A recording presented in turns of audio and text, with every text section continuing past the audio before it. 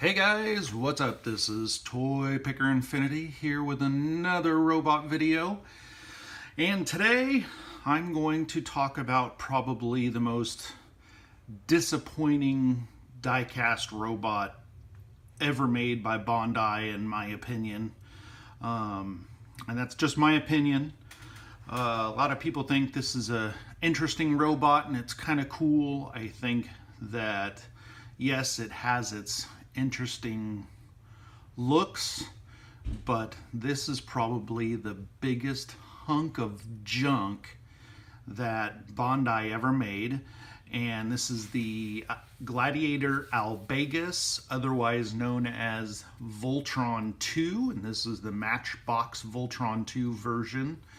The Japanese version comes with shooting fists, and it comes with swords, and it comes in a really nice, cool box that shows the robots all transformed into the three.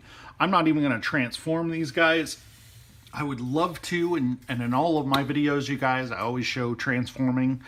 But the reason why I think this thing is the biggest hunk of junk, and I'm never negative about my robots. I love the beauty about everything, but it's solely the blue guy here. The red and black guys, these guys are pretty sturdy. The plastic is well done. The red's kind of a little bit on the weaker side. The black one tends to be, out of all the Voltron 2 robots, the black one tends to be one of the strongest.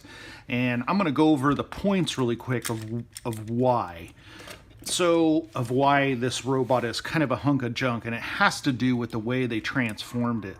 So this robot, the way it goes together is this is its singular mode, and then it forms into a giant robot, a big robot, which is right here on the picture.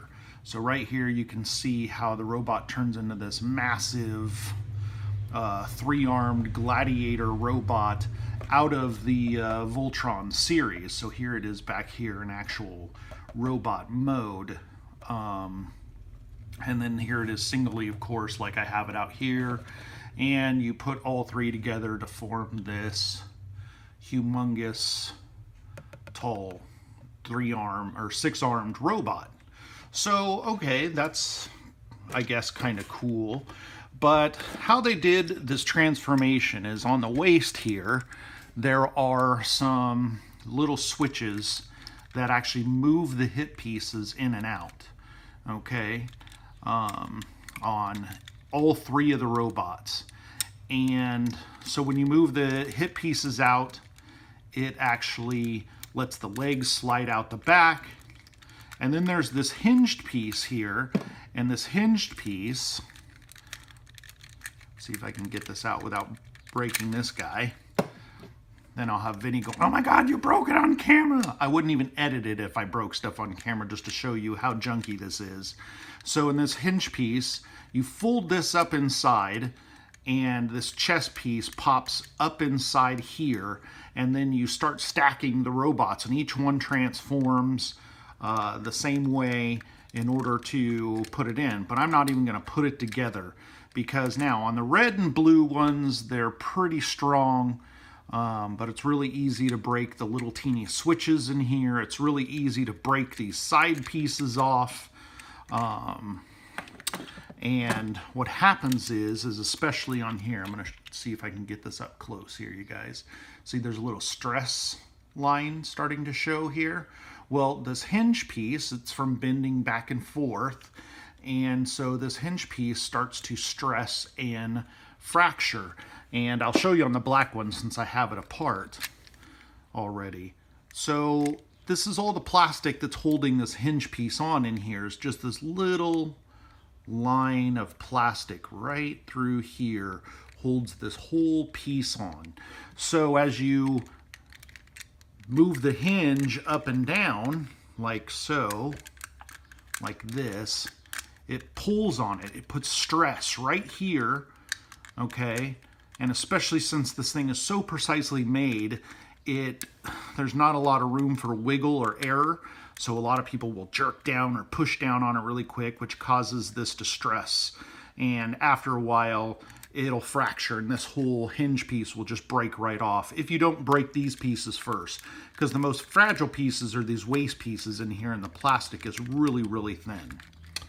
Well, on the blue guy over here, for some reason, Bandai and their paint mix, which trying to color their plastic blue, this blue coloring weakened the plastic on the blue one, so the story goes, and pretty much right off the factory floor and right into stores within, you know, months or a year, as the blue starts to age or solidify, it just flakes and starts breaking right off. So like this one, see, the hinge is already broken here, but this has had one repair done on the inside of the waist here where the side piece has come off, and these little switches are about ready to, you know, I mean, they're still in there, everything's still together, but, you know, with seeing this guy is not long until he starts to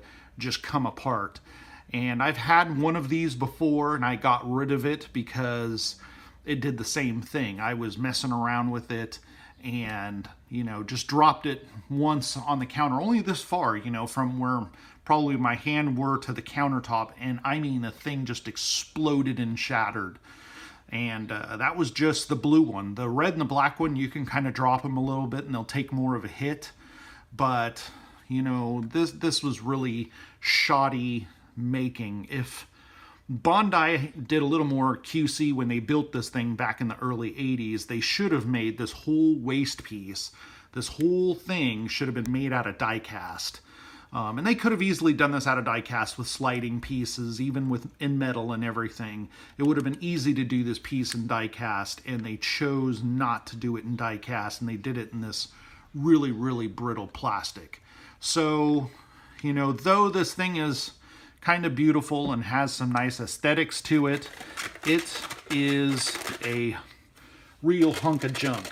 Now, I think Evolution Toys, is it Evolution Toys or Mega House, one of those companies, they have remade the Albegas, and I think it's Evolution Toys. And that version, of course, is way better. It doesn't fall apart like this one does, and the plastic's really heavy duty. I mean, the nice thing about the old Matchbox or Bandai Albegas is, you know, I mean, parts of it are die-cast, like the upper part of the body. There's a piece of die-cast in the upper part of the body, and then the legs are die-cast. But, you know, overall, this thing's kind of a hunk of junk. So it's almost one of those pieces out of all your robots, like if you get one of these, it's probably just going to remain on display, because especially if you have a blue one that is intact and there's nothing wrong with it and it's not totally all busted up, it's going to be, if you play with it, it won't take it long, especially because, I mean, they made these sliding parts and all this stuff, again, so tight, and it's out of really thin, brittle plastic. I mean, even on the black and the red guys here, the plastic's still pretty thin and brittle for a Bandai toy.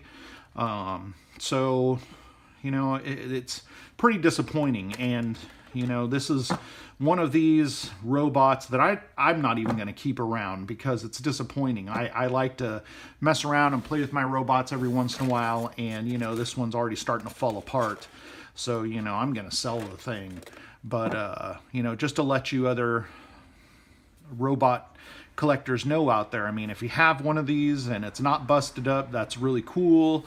And, you know, I mean, it makes part of your collection, but, you know, this is one of those Voltron robots and one of those robots from Bandai that has a lot of disappointment. I'm sure I'm not the first review to kind of throw that out there, that, you know, this thing was really janky made and it could have been a lot better, especially with better use of die-cast, like I said. So there's my little review, which is probably my first negative review on any robot, on the Matchbox Voltron II, otherwise known as the Bandai Albegas. And so if you have any questions or comments, leave them in the window below. Sorry if I kind of threw out my negative opinion on this thing out there, but you know it is. It just was not well thought out and checked out before it was sent out to market. And Bandai could have been a little more studious in reviewing their robot before sending it out to the market and saying, hey man, this waste piece, this doesn't work. Or the blue plastic, this blue plastic really doesn't work. It just breaks apart. So, you know, there it is. Leave your questions and comments in the window, and have a good day, everybody, and have a good weekend.